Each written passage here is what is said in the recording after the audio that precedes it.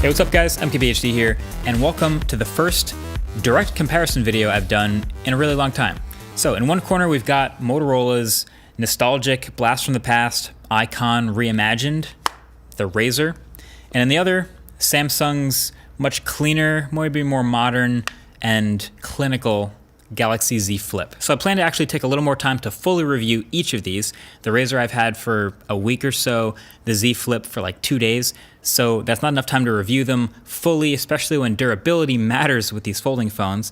But in the meantime, just from my experience so far, there's a lot of things that make it really interesting to actually be able to compare two different folding phones. They're very different in a lot of ways, and they're very similar in a lot of ways. Spoiler alert, almost every measurable way favors the Z Flip, except for one. And we'll get to that one. But let's start at the top with the price, which is probably the easiest, most objective thing. You know, folding phones started way up at $3,000, then $2,400 and $2,000. Now we have the RAZR down to $1,500. Still their most premium phone, but not by an insane amount. And the Z Flip has undercut that a little bit at $1,380, which makes it not even the most premium phone in Samsung's own lineup. So if we have anything to look forward to in these folding phones, it's two things. It's the technology getting better, and it's the price going down. And we're just starting to get both of those two things. So anyway, number one is the price, $1,500, $1,380, still both very premium, but a little bit of a difference there, so Samsung wins. Then number two is the display on the inside itself. And this has been a point of contention, of course, a lot lately. So the RAZR came first with a somewhat expected 6.2-inch 21:9 plastic OLED display, not super high resolution, 2142 by 876, and with some interesting shaped bezels.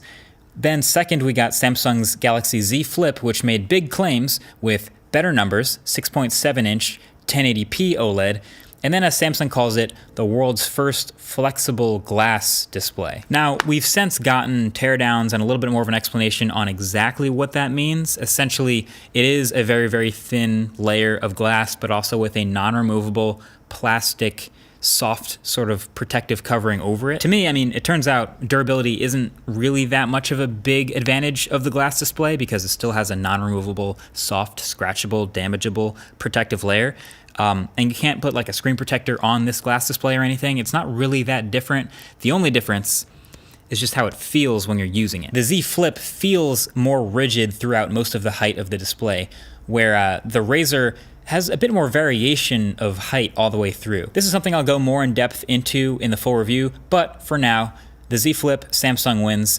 And then we got to talk about number three, the crease. Today, right now, there is no perfect folding screen where you can just fold it straight in half and unfold it and not have a crease. Even our hands have creases. So that's gonna take the tech slowly getting better, and as of right now, that's what it's doing. But at the moment, it's hard to say which one is a better crease because they're clearly both very visible.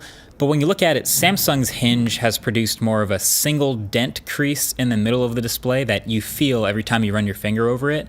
But the RAZR has less of a single dent, but more of a larger, soft double crease, thanks to the screen being stretched over panels that are behind that plastic display. So to my eye, it's less of a visual interruption with the RAZR, but also a weirder feel on the hand. Then number four, the hinge. Low-key, I think hinge innovation and hinge engineering is going to be the most important part of the evolution of folding phones from here forward for the next couple years. A good hinge is going to really make a good folding phone, and a bad hinge is going to doom a folding phone. Like you look back at what happened to the Royale FlexPi, one of the first ones ever, clearly a bad hinge. Like no matter what you do from there, with a hinge like that, the rest of the phone will feel like trash. But now we've come a long way. So the Motorola version of the Fold pushes the screen down into the phone a bit, and the hinge is not entirely gapless, but it's pretty close. And then it's got this springy weight where once you get to halfway, it really wants to open. A lot like the original RAZR and from flip phones back in the day, they really want to be either open or closed and nowhere in between. The Z Flip is different. This is Samsung's second attempt at a folding display hinge, and to me, it's the best one yet. I prefer it. It's nearly gapless. There's brushes even on the inside to keep little bits of debris out. And to me, the hinge weight being more stiff is better. It makes it easier to open with one hand. It makes you feel more confident and in control more of the time. And it's less of a throwback to the older phones, but I guess not everything about folding phones has to be a throwback. Plus, of course, there's Samsung's additional benefit to being able to stop the hinge halfway and use it as a little tripod, whether it's for selfies or video calls or whatever other apps in the future support this. So I'm going to say Samsung wins on the hinge. And then I'm also going to talk about number 5, the bezels on these phones, because they're different, but they're worth talking about. The RAZR's display goes right up to the very edges, pretty much flush on the sides and the top. It's nearly gapless, but there is a tiny seam all the way around. And then you kind of get that weird shape up at the top with the curve. And then they put these little nubs at the top corners, and that's what collides with the body of the phone when you close it. And that's all they need to give you the little gap when the phone shuts. Samsung's bezel, on the other hand, goes all the way around the phone, and it's raised up a bit over the glass-ish screen, so it doesn't feel as seamless when you run your finger over it. And then the rubber nubs are at the bottom corners, so when you're slapping it shut, the top bezel claps closed with the rubber nubs, and there's your little gap. I don't know if either one of these is a better bezel than the other. It's kind of nice that Motorola's is closer to flat, so it feels more seamless and modern, but also you do have that big chin at the bottom, so whichever one you like better. And then you got to talk about the specs. So number 6 is just the internals they put in these phones, and that's a clear win for Samsung. Neither of them are at the very highest end, even though their prices are, but one of them is clearly more future-proof for the price. And then number 7 is your battery, and you can see these numbers here again on paper. Both phones have relatively small batteries, but they're split above and below the hinge, so they combine to make their total amperage. Samsung does win in terms of total battery size, but it also has a bit of a larger display, so I can't give a win to one or the other until I do more testing with the battery life, but so far they seem to be all right. I've used the Z Flip for a couple days and gotten like 3.5 hours of screen on time. It's about dead by the end of the day, but not awful. Then number 8 is cameras.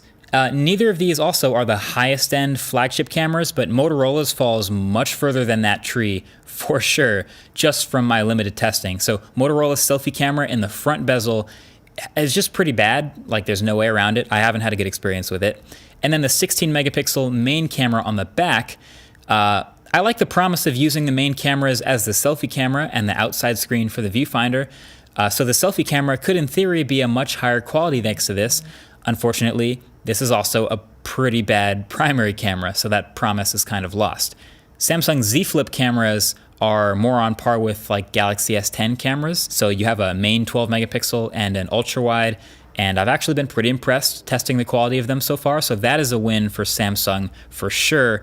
I would not be happy living with Motorola's cameras here. Then number 9 is the designs. And it's easy to just give the win to Samsung because they've done so much better, especially with the hinge and the screen.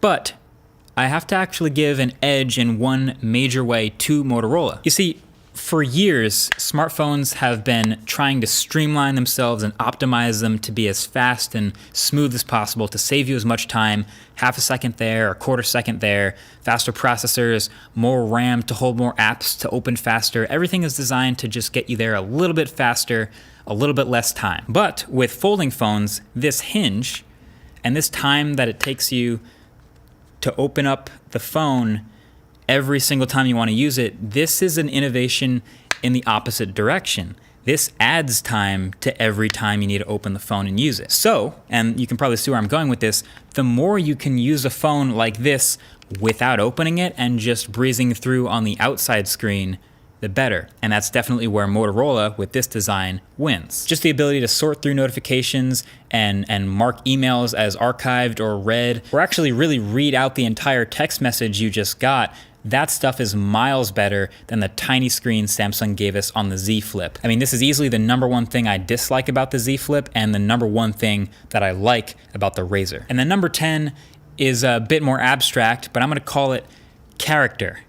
The RAZR just has a little bit more interesting character to it. Like everyone I show this to knows that it's, you know, based on the original RAZR. Everyone remembers that phone and thinks it's cool that this is a new modern version of that, and Motorola leans into that, where this one is, I mean, I've been out, people ask me, do people turn heads at this in public?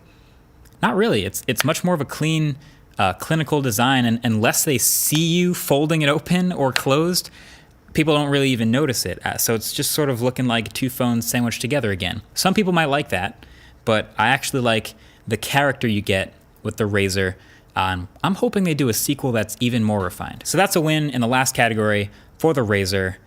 And there you have it. Honestly, I think it's super interesting that we actually now get to compare multiple different folding phones coming out. I remember when the RAZR was first introduced, I said in that video, I'm not gonna nitpick because, you know, this is a one-of-a-kind first-gen folding phone. It's wild, we don't know what to compare it to. But now that we have another basis point for what's possible with a folding phone, we know what to expect to be good in a folding phone and what we should look for as opposed to what's a trade-off. So now I think it is time to nitpick. And when I review these phones, I will tell you everything that's good or bad about them. But that ends this video. Thanks for watching.